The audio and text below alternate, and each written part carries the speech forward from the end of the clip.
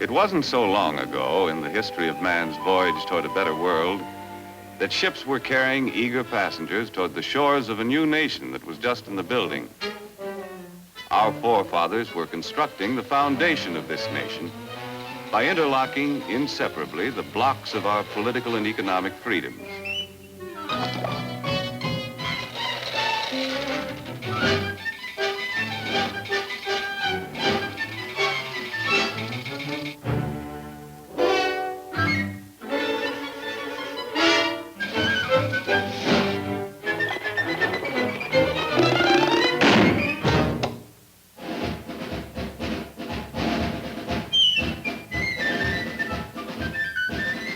The way of life our forefathers established on this foundation of freedoms drew people from the far corners of the earth.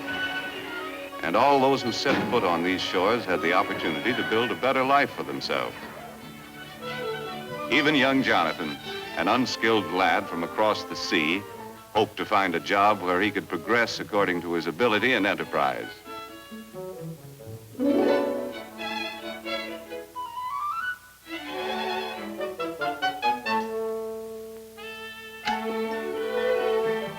As the years passed, Jonathan's earnings increased. But he still felt that for a man of his skill, it was about time for another raise.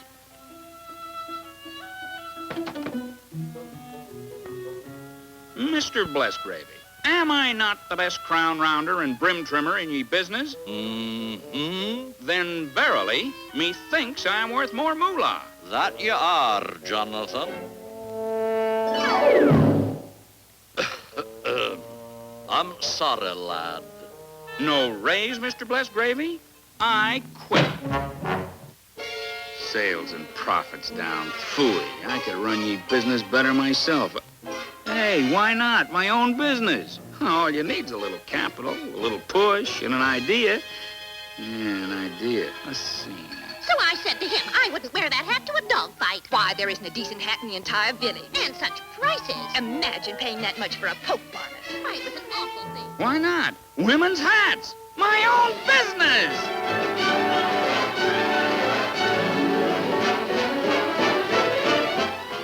Fortunately, Jonathan was thrifty enough to keep a little nest egg for such an emergency. Well, the cost of the building took care of the nest egg. And there was nothing left to pay for the necessary tools and equipment. But happily, Jonathan had a good reputation. And as his idea promised a profit, his friends and neighbors were willing to invest some of their savings in his new business.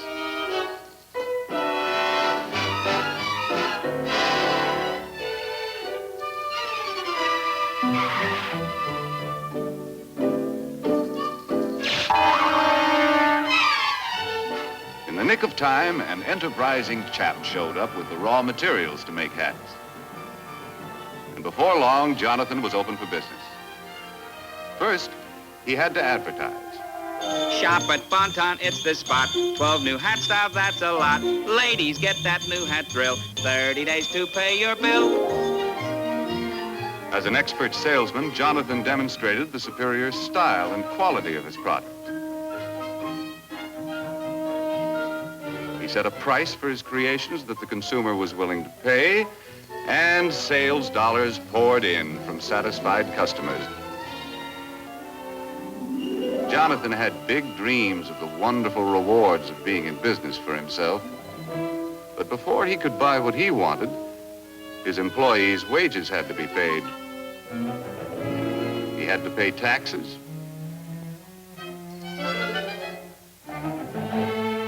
And his friends who helped finance the business had to be paid a return on their investment. When all of his bills were paid, Jonathan had to exchange his big dream for a little dream. Mesdames, mademoiselles, it is the privilege of Alphonse, hat stylist to all the grand heads of Europe, to bring you hats with style so chic, a quality magnifique, and a price, ooh la la, so low. Come one, come all to the grand opening. To meet competition, Jonathan had to plow part of his profits back into the business to develop a better hat. If customers approved the quality, style, and price of Jonathan's new designs, he still could make his dreams come true. With the passing years, this strong foundation of freedoms protected the dignity of the individual and his family, gave everyone the right to worship as he pleased, and promised anyone with ability and enterprise the opportunity to participate in the building of the American way of life as we know it today.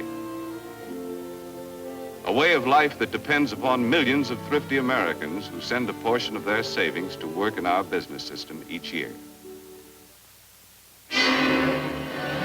People from all walks of life, workers, farmers, housewives, all of us send our dollars to work in our business system in the hope of earning dividends or interest on our investments.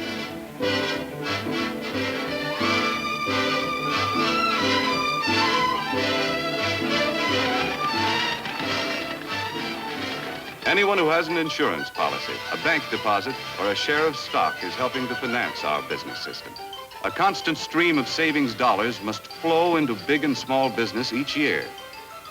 These dollars help to buy the land, the buildings, the tools and equipment, and create new job opportunities for our expanding population. The goods we produce are distributed to main streets all over the country.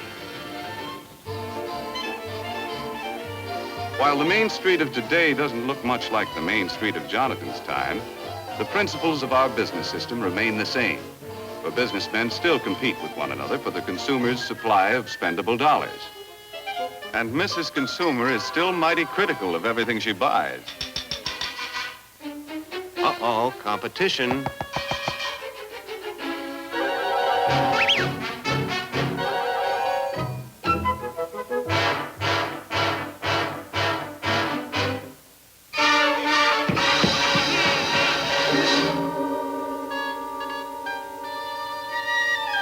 The management of every business has a continuing problem to improve their product to stay ahead of competition, or else.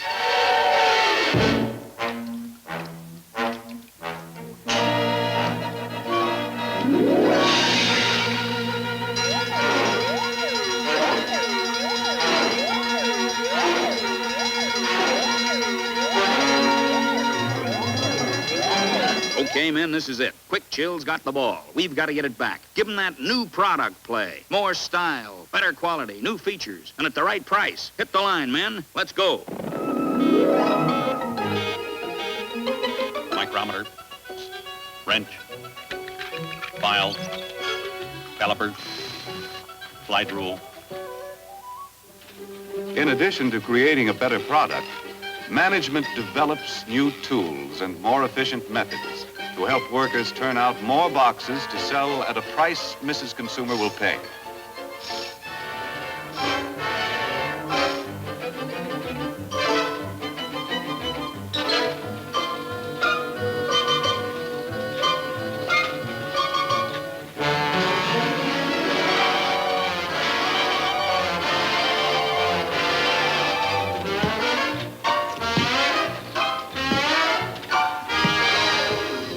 The new features about this better product are advertised to point out its competitive advantages.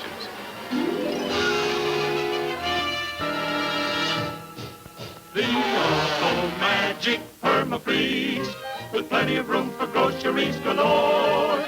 The Auto Magic Perma-Freeze, with the super-duper store-o-matic door. Just press the button for your ice, a feature that is new, and extra space all over the place for other items too. In the Auto Magic Perma-Freeze, so see your dealer right away. Get a Perma-Freeze today. Ah, yes, dear lady. Perma-Freeze is your kind of refrigerator. High quality at a low price. Sales dollars from satisfied customers once again flow back to Perma-Freeze. A successful business must have enough sales dollars coming in to enable management to pay the expenses of doing business, such as salaries and wages, materials and supplies, research and product development, plant maintenance and repair. In addition to all of these bills, management has to pay taxes to local, state, and federal governments. Any money that's left over is known as profit. Wise management plows part of it back into the business. The remainder of the profit is paid out as dividends.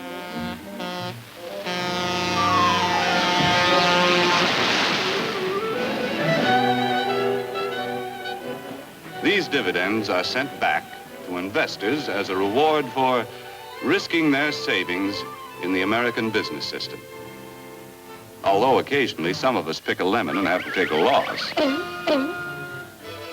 The constant investment of our savings through good times and bad has enabled our competitive business system to continue to increase the production of more and better goods to meet the demands of our rising population for a better standard of living. For example, it was only a little more than half a century ago that the average worker had only inefficient tools to help him turn out a product. Low production meant low wages. In 1900, many men had to work 10 hours a day, 6 days a week, to earn enough money to provide their families with the bare essentials. Hand labor was the rule in the home as well as the factory. In many families, the youngsters had to work to add their earnings to the family budget and forego the opportunity to get an education. And with most families in those days, the standard of living left much to be desired. A half century later, we had invested enough in our business system to provide the average worker with efficient and expensive buildings and machinery to enable him to produce enough in a 40-hour week to earn twice as much as the 1900 worker earned in a 60-hour week. This shorter work week gives us all more leisure time to enjoy a standard of living beyond the wildest dreams of anyone who lived a half century ago. The more we earn, the more our families have to spend for the things they need and want. Young people today have leisure time for fun and enjoy educational opportunities denied their fathers and grandfathers.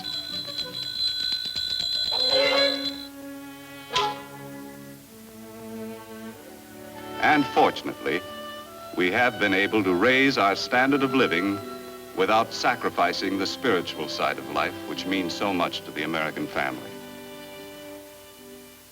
Our business system has continued to provide a better life for our increasing population, in spite of destructive forces which have pounded against our foundation of freedoms with no avail.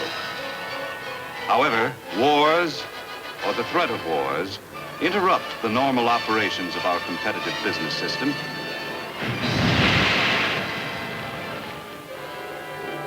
and may result in government controls which crack essential blocks in our foundation of freedoms. In World War II, wages were controlled. Many workers were frozen to their jobs. Farm prices were controlled, and profits of business were limited. Raw materials were allocated. between essential and non-essential business. On Main Street, USA, many of us found less to buy because a good portion of our productive capacity went to the war effort. Prices were fixed, and the available supply of goods was rationed. In war emergencies, we allow government to restrict certain of our freedoms. But we Americans have learned to remove government controls as quickly as possible and to repair the blocks and the foundation of our freedoms to allow our business system to resume its normal operations. While we invest part of our savings to help finance the world's most efficient business system, at the same time we pay taxes to government to finance many kinds of services which also contribute to our way of life. For example, our taxes must provide the necessary funds to improve and expand our school system. Our taxes must be sufficient to pay for city streets, health, fire, and police protection, and of course, aid to the needy.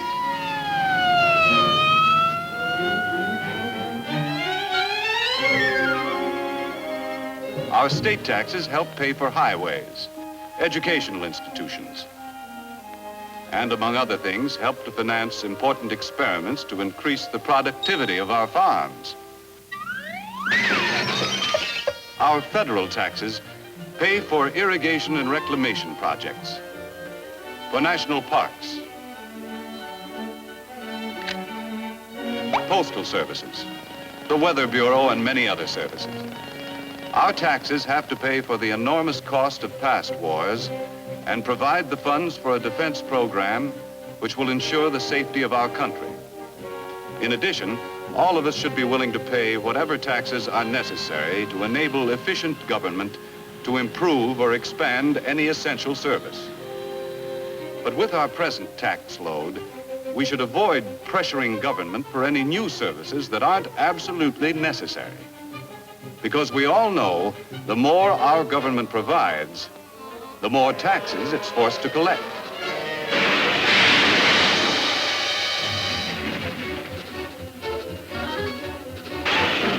None of us can escape. Big business, small business,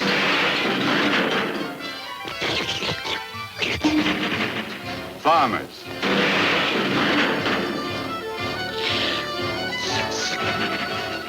workers,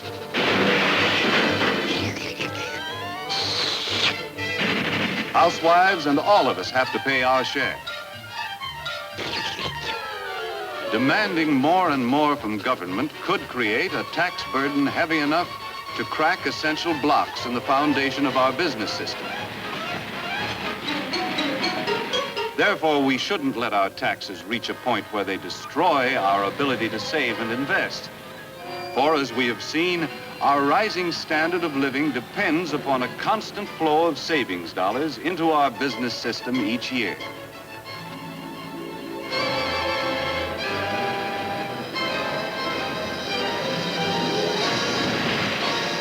In the future of our country, waves of destructive forces will continue to batter against our foundation.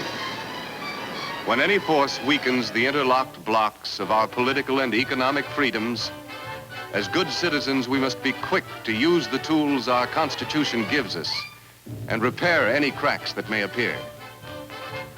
As long as we keep the foundation of our business system strong, we shall be able to maintain and improve the way of life our forefathers conceived and established. A way of life which gave everyone who came to this country the chance to progress according to his ability and enterprise. Like the youth of yesterday, the young people of today deserve the same opportunity to earn success and accomplishment. And on this foundation of freedoms, continue to build a better life for themselves and their fellow man in the world of tomorrow.